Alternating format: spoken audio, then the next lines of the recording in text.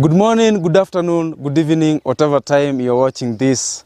Welcome to another episode of Auto Insights. As usual, my name is Mason. Na nataka kuanza apologize for missing the last episode. Na kila mtu anajua last week kulikuwa na mambo ya safari rally. Watu walienda Naivasha na ni kama mbogi yote yetu ilienda Naivasha. Na kitu fani ni my producer alikuwa anashabikia mtu anaitwa Kali Rovanpera. Hakushinda. Mimi nilikuwa nashabikia Thierry Neuville. Hakushinda. Lakini my director, naona hapa kwa kamera amesmile sana. Alikuwa anashabikia Elfyn Evans. And congratulations to Elfyn Evans for winning the rally. Manze, that was a good job. Director, usifurahie sana. Kuna next year na kuna nini zingine. Thierry Neuville all the way. Please comment, tuambie wewe unakuwa umeshabikia rally driver mgani? Wewe ni team Katsuta, wewe ni team Toyota, wewe ni team Hyundai, team Skoda? Please tuambie. Anyway, hiyo mambo ilishapita. Again, I apologize for missing last Sunday's episode. Hiyo ilikuwa a one time thing. It will never happen again. Na leo tunataka kuongelea gari zenye zilikuwa common kitambo, zikadisappear, zikanyamaza, lakini saa hii imeanza kuonekana tena. Like I've been seeing this vehicle since I was young na ilikuwa very popular. And then all of a sudden the newer generations zikatokea, ikadisappear. And then kidogo juzi imeanza kureappear, imeanza kuwa more popular and more common. Na it's not only the vehicle I've brought to you today. Even other vehicles zenye zilikuwa za kitambo, I'm seeing people actually going back to those models za kitambo. Na issue ni moja tu. Okay, actually issue ni mbili. We have two issues now in the current world. Continuously varying transmissions and electric vehicles. Personally, I don't like those two. Na I find that tuko wengi wenye hatupendi hizo vitu. And so today nimewaletea the first generation Toyota RAV4 ama yenye in-house inaitangwa XA10. XA10 is the first generation Toyota RAV4. Na before hata tuangalie kuhusu design yake, tuangalie kuhusu driving experience, tuangalie kuhusu practicality, tuangalie kuhusu performance, lazima tujue hii gari ilianzia wapi. And so back in the 80s, Toyota came up with a concept. And so the first time yenye Toyota RAV4 ilionekana was in 1989. But it was not the actual vehicle. So you can see the moment Igari it was produced in 1994. But development ilikuwa kutoka 89 until the actual 94. So the first time it was seen as a prototype. Ilitokea ikiwa prototype, ilitokea kwa show, watu wakaiona, and so watu wakajua Toyota is coming up with tunazitanga crossover. It's coming up with a crossover SUV ambayo ingeketa for mkulima mdogo. And so RAV4 ilitokea 1994. That is the first time it was seen on the road, the production vehicle. Na hii RAV inamaanisha nini? RAV is short form for Recreational Activity Vehicle. Venye tunajua kuna SUV, kuna SAV na kuna RAV. Lakini sisi tunazitanga RAV4, Recreational Activity Vehicle. And so what does that mean? The idea behind the RAV4, we had the Toyota Land Cruiser Prado back then, ama what we call the Land Cruiser in general. People found that it was quite big, na watu walikuwa wanataka gari ingekuwa ndogo kidogo bila kucompromise on performance. And by performance, simaanishi kuenda kwa track kushindana huko. I mean the practicality and the off-roadability. So Toyota walifikiria wakasema the Land Cruiser ama Land Cruiser Prado was quite big and it was expensive. And so not all people could afford the Toyota Land Cruiser and the Land Cruiser Prado. So Toyota thought, wacha tuchukue hiyo performance off-roadability, ruggedness, and then we put it in a unibody and a compact design ambayo itaweza kuenda off-road na itaweza kufanya vitu mingi. That's why it's a recreational activity vehicle. And so the RAV4 actually is a bridge between the Land Cruiser, ama those big Toyota vehicles, and the small Corollas, hizo zote. It's a bridge between, ukitoka kwa Corollas, unapitia RAV4, alafu unaenda kwa the big vehicles, akina Land Cruiser, akina Prado. So nikisema Land Cruiser na Prado, not all markets have the Prado. Other places it's called the Land Cruiser. And so hapo ndio ilikuwa the idea ya the RAV4, na nataka tuende tuangalie the design of the RAV4 and why I think it's a very good looking vehicle. Before niingie kwa design, I have to mention something that nimesahau kusema. The idea behind the RAV4, one other idea behind the RAV4 ilikuwa that the vehicle had to be unibody and also it had to be fuel efficient. Hiyo kuwa fuel efficient, that's why you will see sometimes this vehicle shares engines na gari kama akina Corolla, the 3S FE. Lakini mambo ya engine na performance tutaongelea huko mbele. So design, the first thing you will see about the design is that the vehicle is very round. Na tukiongea na director wangu alikuwa asema inakaa kama bubble. You know how a bubble is like round. You can see from the fender, ukiingia kwa the headlights, even the front valance, ukienda the other side, it's very round. Well, maybe it was because of aerodynamics, you know, pengine kunini the fuel efficiency. I don't know, but I feel that is one of the best designs. I'm not particularly into round cars, lakini hii, how they implemented it, it makes a lot of sense. The headlights,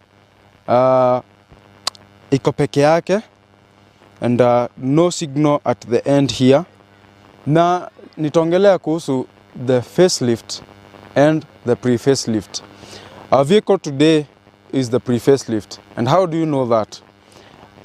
Headlight yake inakuanga ni single, haina a divider hapa katikati. Another thing to look out for, the facelift, the signal part inakuanga imegawanywa pamoja na the fog. And so the pre-facelift hii yenye ni ya 1994 until 1997, it had a single tube hapa kwa bulb, and it had two filaments. The two filaments, moja ni ya low beam na ingine ni ya high beam. Now the issue with that, uanga zinachomeka sana because of the heat. Hiyo switch between this filament and the other, alafu ziko kwa encasing moja. I don't know why they did that. Hiyo design ilikuwa mbaya, na in the forums watu wengi wana complainingi about the lights going out, na ikikuhapenia usiku mambo yako inakuwa mbaya sana. And so what is advisable, inakuanga you go and look for the facelift lights, the casing and the wiring. So the shape is the same, it's a plug and play job. So unakuja tu unaekelea. That one has individual high beam, individual low beam, na inakuongezea ability ya kuwa na fog lamps. We talked about fog lamps in the second and the third episode. Kama hukuelewa, kindly go and watch those videos. Na hapa mbele bado kuna kitu kingine nataka kuongelea that is very interesting. The hood. Ukiangalia tu generally, nothing is interesting. It looks like a normal hood. But you look closely, there is no cutout here. That means ukifungua bonnet nafunguka pamoja na grill. And I found that particularly interesting. Sijui kama ni design flaw ama ilikuwa tu by the way, but I think it's quite interesting. Inakaa kama the E30 Touring venye ilikuwa inafunguka bila mataa, but now the reverse. So mataa inabaki inafunguka pamoja na grill. I don't know kama kuna mtu anaona ikiwa interesting. I find that very interesting. The bumper is quite basic. Toyota hananga mambo mingi. It's just for practicality. Kazi ya bumper ni absorbing the forces when you hit an object or you hit something unexpectedly. And so the RAV4 being an off-road capable vehicle, hii ukiangalia vizuri you'll see the frame bars zinatokea mbele kidogo, and this allows you to hook up a bull bar. Kama unataka kuwa extreme kidogo, you can hook up a bull bar.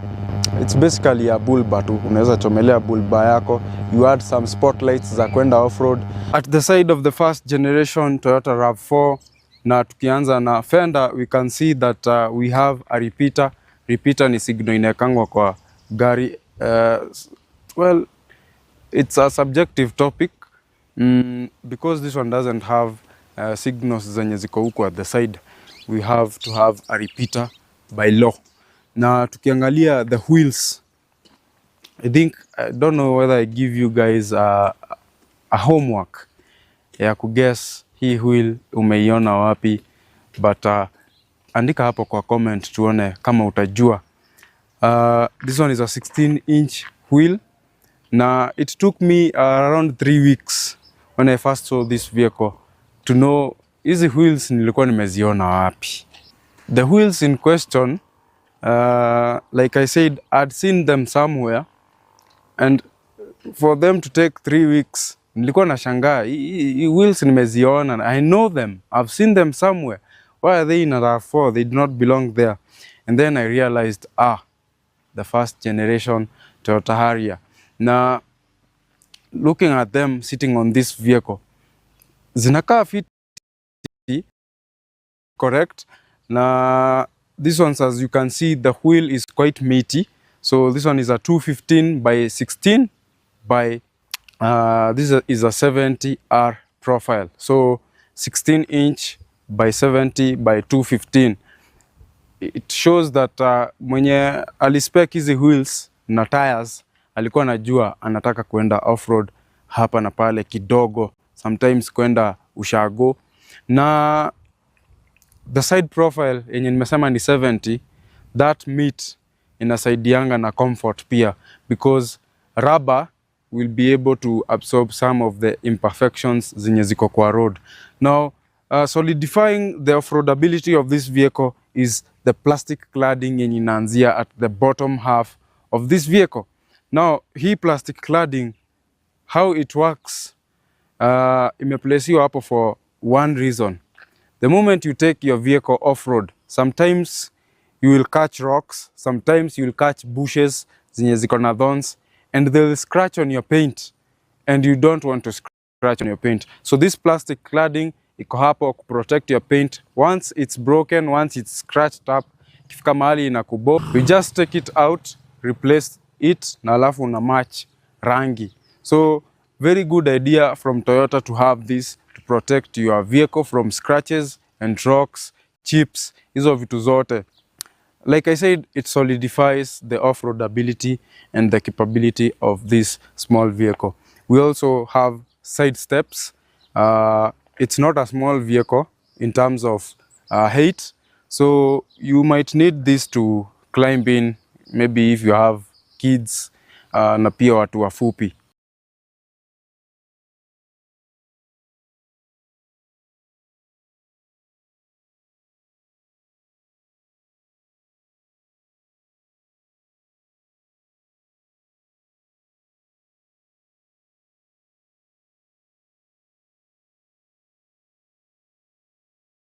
We do have a roof rack that signifies the practicality of this vehicle. Tulisema ni recreational, so you want a vehicle that will be able to enda ushago. Na the roof rack, for some of you who might not understand, inasaidia wakati maybe if the boot of this vehicle si enough kwako, maybe you have a lot of stuff, well, zikishaja kwa boot, you're able to place some of the items hapa. Sometimes even kuna watu wanaenda wananunua samaki. You know, fish is perishable. It's a perishable good. The thing you can do is kama hauna the new Land Cruisers zenye ziko na fridge ndani, you can just strap your fish hapa, inaenda ikipigwa na upepo, it remains fresh. Nimekupatia tip. Now we do have an analog antenna. You know how simple this vehicle is.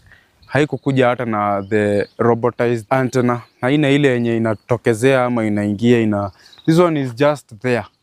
Hii ni the manual, zile enzi nostalgic. It just works. Hakuna mambo ya electric, siji electric antennas yenye inaingia ina retract.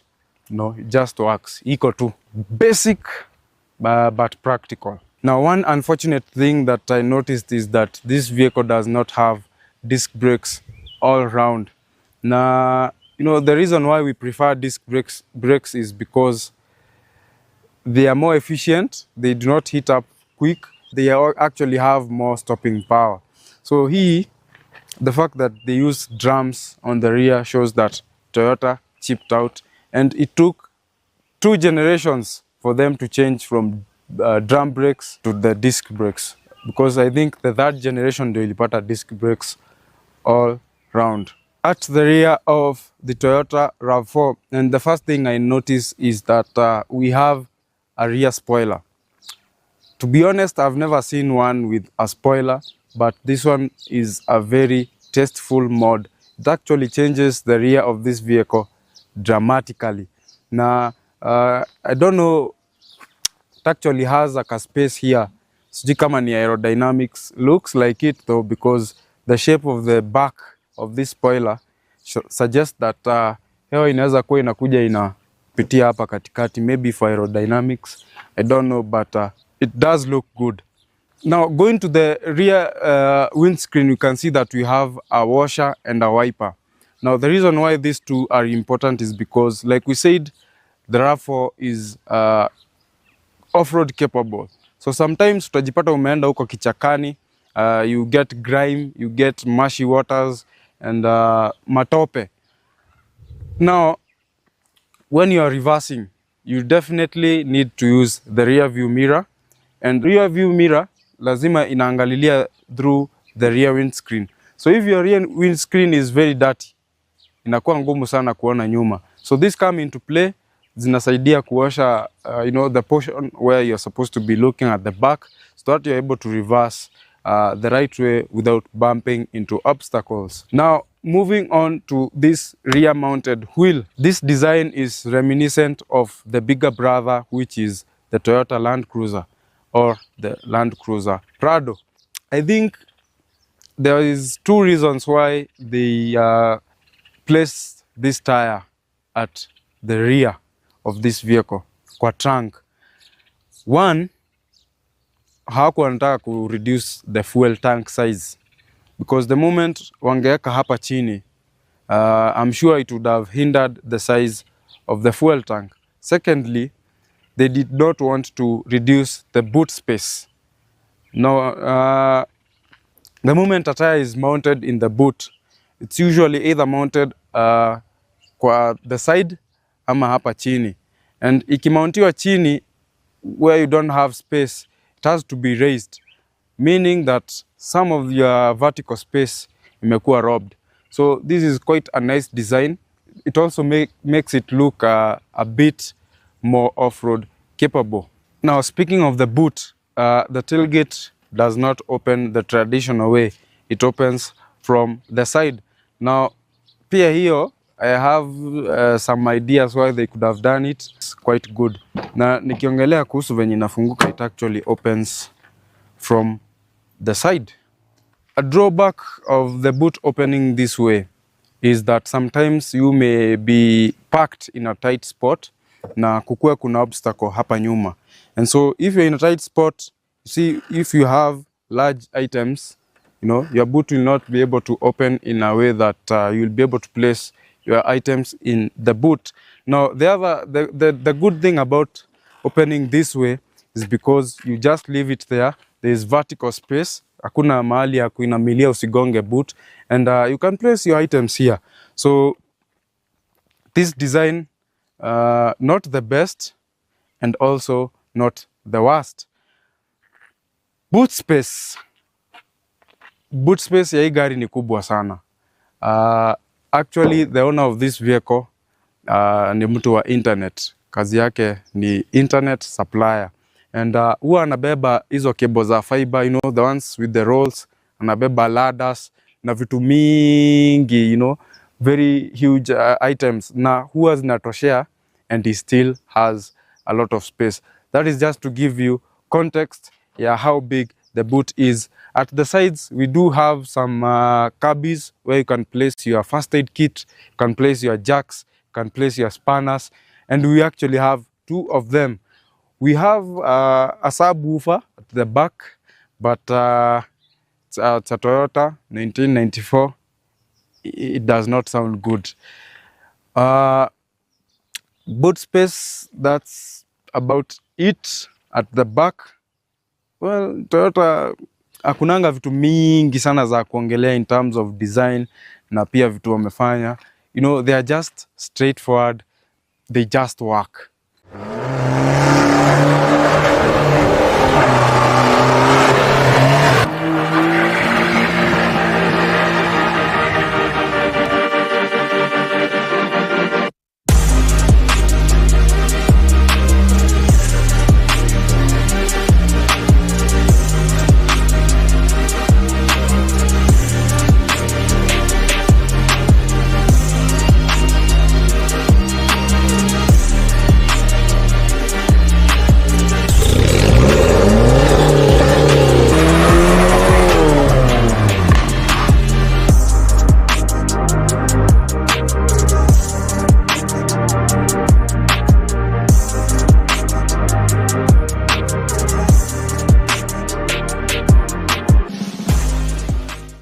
A big shout out to El Nathan Fitment Garage for sponsoring a part of this video. El Nathan Fitment Garage is located along the Nyeri Kiganjo Highway. Visit them for general service, wheel alignment, wheel balancing, genuine parts, accessories to make your car look good and smell good. Now, before we go to the interior of this vehicle, kuna sticker hapa imeandikwa 4ABS. Now, that means that it has 4-wheel anti-lock braking system. Now, 1994 is a time that Japanese vehicles si zote zilikuwa na anti-lock braking system. It was quite a new feature and it was mostly seen on Germans and Americans, gari zenye zilikuwa premium kidogo. The feature inafanyanga kazi in a very simple way. We have an ABS module that regulates the locking of the wheels. So ukikanyanga brakes instantly, the wheels do not lock up. Instead, the module receives the signal and then releases and presses the brake for you several times per second, making sure that wheel yako haitakuwa ina lock up. Locking up means that braking effectiveness will be limited. So wakati kitu imetokea emergency, umakanyanga brakes suddenly, if your car locks up and the situation iko wet kidogo, the road is wet, the road is slick, utajipata your gari sliding off the road. Sometimes even it slide to the obstacle yenye unajaribu kuondokea. So ABS is a feature that has been seen in modern cars. It's actually standard, but hizi enzi, just to make sure that people knew that it has ABS, the manufacturer had to use a sticker to show you that gari yako iko na feature yenye iko kwa premium vehicles. Let's get into the interior of the first generation Toyota RAV4.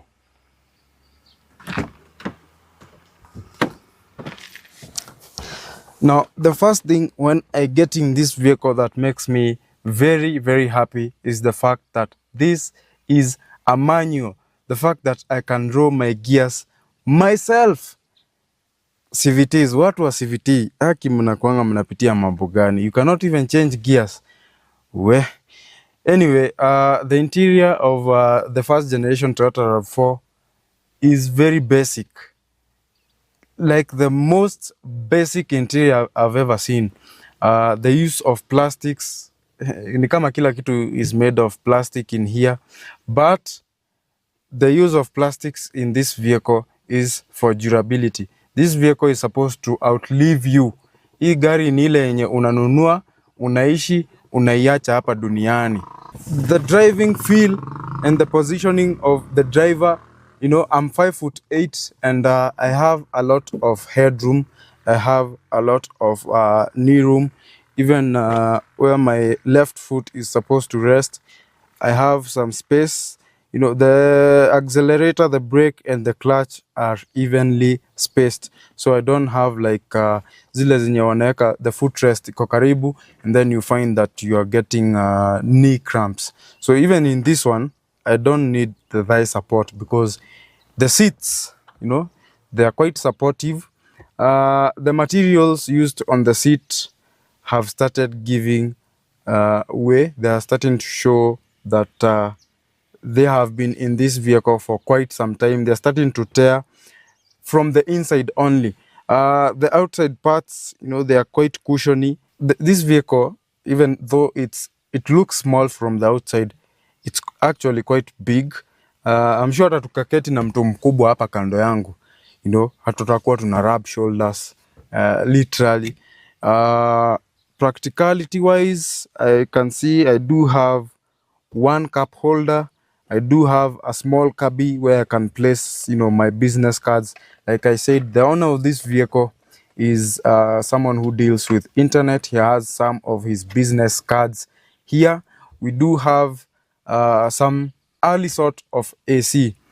What do I mean? Hii ni yenye inategemea the heat of the engine. It does not have like a compressor. We don't have the cold air in this vehicle, and we don't also have the hot air when, you know, it's cold. The steering wheel does have control where I can actually change whether it's high up or low, lakini it doesn't seem to, you know, come out. So it's more of a fixed driving position except the seats. We do have a radio dim, lakini hii obviously it does not have one. Like I said in the BMW review, in a vehicle you're not supposed to be listening to music. You're supposed to be listening to the sound of the engine. And interestingly enough, the engine is in this vehicle can rev up to around 6,200. Does not have a lot of power, but 6,200, you know, that's quite good.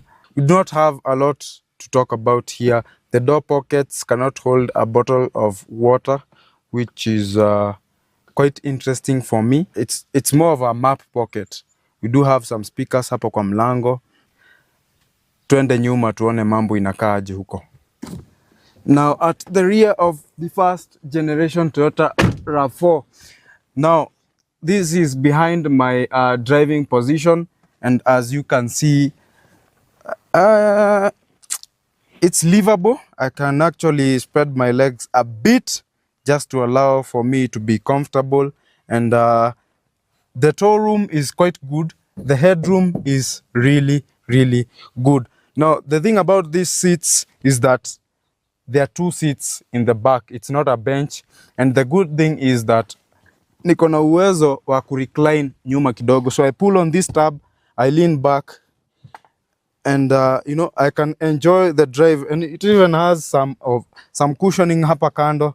You know, I can lean back, enjoy the drive as we go off-roading. We do have hand grip for, you know, holding on when you are going off-road. Na practicality hapa nyuma, not much. We do have pockets behind the driver and passenger seat. AC huku nyuma, mnategemea kenye mwenye ako mbele amefungulia. So in terms of practicality hapa nyuma, we do not have cup holders. Basically you have nothing. You cannot charge your phone, not have a cigarette lighter, nothing. Unfortunately, like how I told you when we were outside, showing you the sides, I told you about the design of these windows. The rear window does not go down all the way, unfortunately. Now, nasema unfortunately kwa sababu ukiwa na watoto wadogo, sometimes they want to see huku nje. Na kama hii haiendi, they will do the unfortunate things. They will try to kujiinua hivi juu kidogo ndio waone, because you know children are short. Watakuwa wanajaribu kuona huku nje, you know, grabbing the window. Sometimes wataharibu even the actuators of the electric windows. So manufacturers wengi wame embrace you know, allowing the window to go all the way down, so that hata mtoi akiwa mfupi aje hapa chini, they'll be able to see outside without trying hard. Na I think that's about it in the interior of the Toyota RAV4. When Toyota introduced the first generation RAV4 in the mid-90s, it was a pioneer in the compact SUV segment, blending car-like handling with off-road capability. But what powered this adventurous machine? Under the hood, the RAV4 came with a range of 4-cylinder engines, depending on the market. The most common was the 2-liter 3S FE, producing 126 horsepower and 129 pound-feet of torque. Reliable, fuel-efficient, but not exactly thrilling.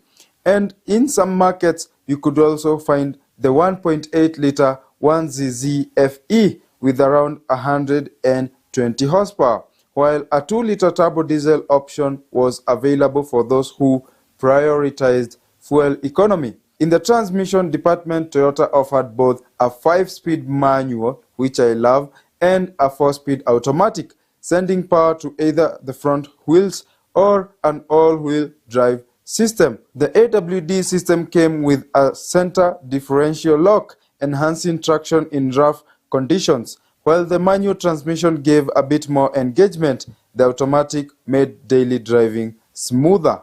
But what if you wanted more power? Enter the legendary 3S GTE, Toyota's turbocharged 2-liter powerhouse. Originally found in the Celica GT4 and MR2 Turbo, this engine transforms the RAV4 into an entirely different beast, packing anywhere from 225 to 260 horsepower, depending on the generation.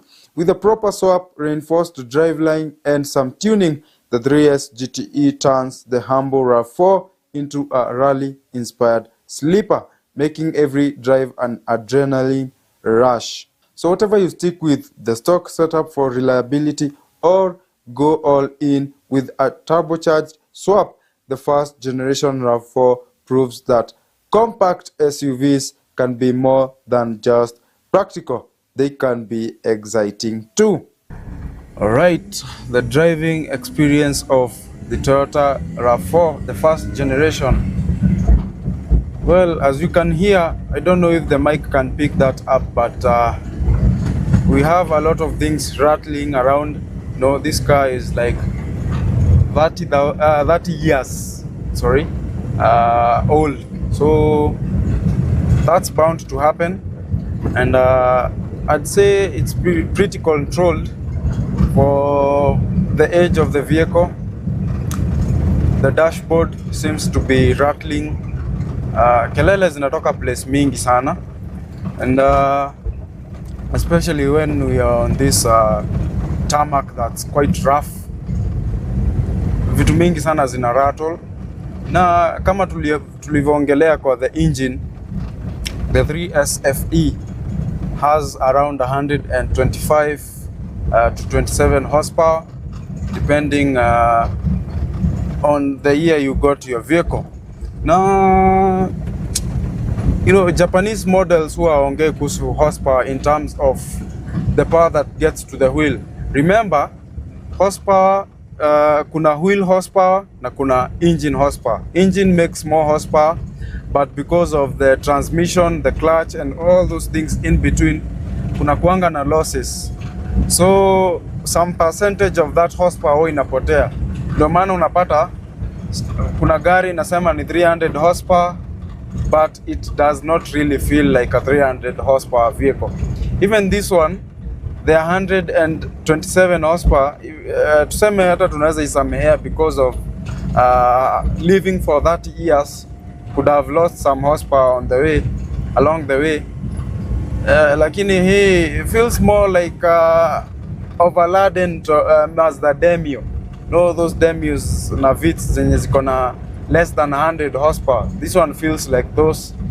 I think it's because it's heavy, and also because of the age, and also because of the fact that they stated horsepower yenye kwa engine. But apart from that, when it starts going, iko sawa. You'll be able to overtake. Uta overtake watu wengine, lakini the slow tracks and everything, tuseme tu iko tu sawa. In terms of fuel efficiency, it's a 2 liter. So mambo ya fuel efficiency, it now depends on how you're driving the vehicle, whether you are pushing it or whether you have a load in the back, ama kama umebeba watu wazito. Na tukifika kwa corners, handling, it's not a sports car. It has a lot of body roll. It's meant to go off-roading, and so the kind of travel it has is suited for off-roading. So wakati unapiga kona na speed fulani, it might feel dicey. Also, you know, the choice of tires, it not being a sports car, the grip inaweza kuwa issue. So if you decide to buy one of these, make sure you drive them moderately. Now, the thing that is making me a lot more happy is the manual transmission. I can be able to shift through the gears, even though it feels a bit rubbery. The shifting is a bit rubbery, but I'd prefer this to a CVT because I can change my own gears. I know when to shift and how to shift, compared to the computer, which, you know, CVT hata inanga gears. It's more like a cone. The clutch, iko light, you know, it's a Toyota. It's springy at the top, alafu ukifika katikati it's quite smooth, so haita kuchosha mguu, especially tunasamanga watu wa manyo tunachukia jam, pata jam pale kwa mlima. Hii sidhani itakusumbua sana. The ride comfort, no, it's not a German machine, but it does the job. So the suspension yenye, you know, it's an independent suspension kutoka mbele hadi nyuma. Hatuna beam huko nyuma kama, you know, some vehicles. This one is independent front and back, so naweza sema it's more compliant kilinganisha na those vehicles zenye ziko na axle ama solid axle, the beam axle. This one is quite good. I can commend it for that. Now, I think that's pretty much it for the driving experience. Again, it's a Toyota. Toyotas are simple and straightforward, straight to the point. Hakuna mambo mengi, you know. It just works. It's a good vehicle. It's reliable. Na itakutoa from point A to point B, you know, in a reliable manner, in a way that you'll enjoy. It looks good even from the outside. So najua ukienda ushago utakuwa na ka prestige kidogo kushinda wale watu wanaenda na kina, you know, kina Atenza, kina Premio, those low cars. This one will feel akona gari kubwa. So yeah, I think that's pretty much it. Now, what goes wrong generally with this first generation RAV4s? Now, the first generation RAV4 has earned a reputation for reliability, but after 3 decades on the road, even the toughest machines start to show their age. So, what typically goes wrong with these pioneering compact SUVs? Starting with the engine issues, the 3S gasket and the front crankshaft seal become common. If not addressed, they can lead to low oil levels and potential engine damage. Some owners also report worn-out valve stem seals, which can lead to noticeable blue smoke on startup, especially in high mileage units. Now, we also have problems with the cooling system. With age, radiators get clogged, water pumps fail, and hoses crack, all of which can lead to overheating. Now, a poorly maintained cooling system can quickly turn into a head gasket failure. Now, nishaiwaambia kuhusu head gasket. If your head gasket fails, sometimes if you're not lucky, you could be looking into a catastrophic engine damage. And it's a costly repair that, can best be avoided with regular maintenance. Now, on the transmission side, the 5-speed manual is strong, but one synchros can lead to grinding gears, especially between second and third. Now, the 4-speed automatic is reliable, but it tends to develop delayed shifts or slipping due to old transmission fluid and worn out solenoids. Now, the AWD models may also suffer from worn center differential locks and failing rear differentials, particularly if the vehicle has been used off-road extensively. Now, in terms of handling, suspension and steering, given their age, worn out bushings, ball joints, and struts are common, leading to a bouncy ride and vague steering feel. Now, the power steering pump and rack can also develop leaks, causing stiffness or whining noises when turning. Another thing to look out for in these old vehicles is rust and body issues. Rust is a silent killer, especially in areas with high humidity or salty roads. Tuseme watu kama coast, if you get your car from the coast, make sure you check the rear wheel arches, the undercarriage, and the door sills, which are the most common trouble spots. If neglected, structural rust can become a serious safety concern. Electrical gremlins. Well, these vehicles were not equipped with a lot of electrical stuff. Older electronics bring their own headaches. For example, failing alternators, aging wiring harnesses, grounding points, which can lead to flickering of dash lights, slow power windows, intermittent starting issues. Some owners also experience faulty ECU capacitors, which lead to rough idling or random stalling. Unfortunately, we have come to the end of this episode.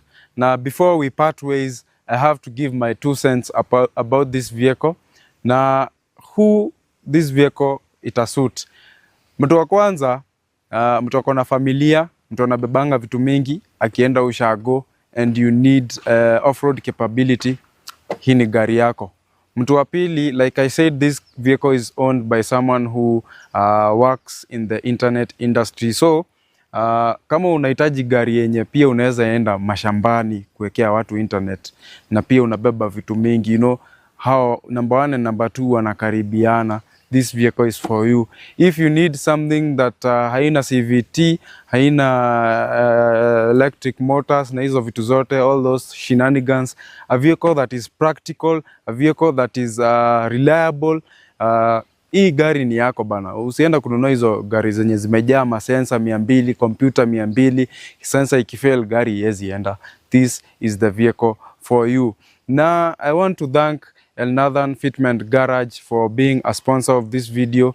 I also want to thank the owner of this vehicle, anaitwa Mr. Harrison. He's the owner of Faithwork Technologies. So he deals with internet around Othaya area. So kama unahitaji internet, please contact Mr. Harrison. Tutaoneshana namba yake somewhere around here. Now, thank you all for tuning in to GTN TV. Let's continue subscribing when you wanna follow my YouTube channel. Let's continue tuning into GTN, not only for this show, but for other shows. I think hapo tumefikia kikomo. Let's call it a day. Again, this is Auto Insights, and my name is Mason, as always. Twende nalo.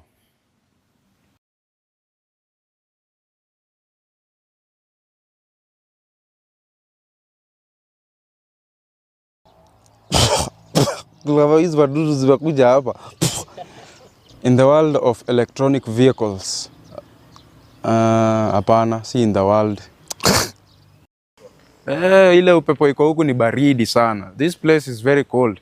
I've been in Maseno in Kisumu County for 4 years. Nimezoea temperature ya kula Mombasa. Bwana nikikuja huku mambo ya 18 degrees sijazoea. Sijazoea bwana na sina hata mtu.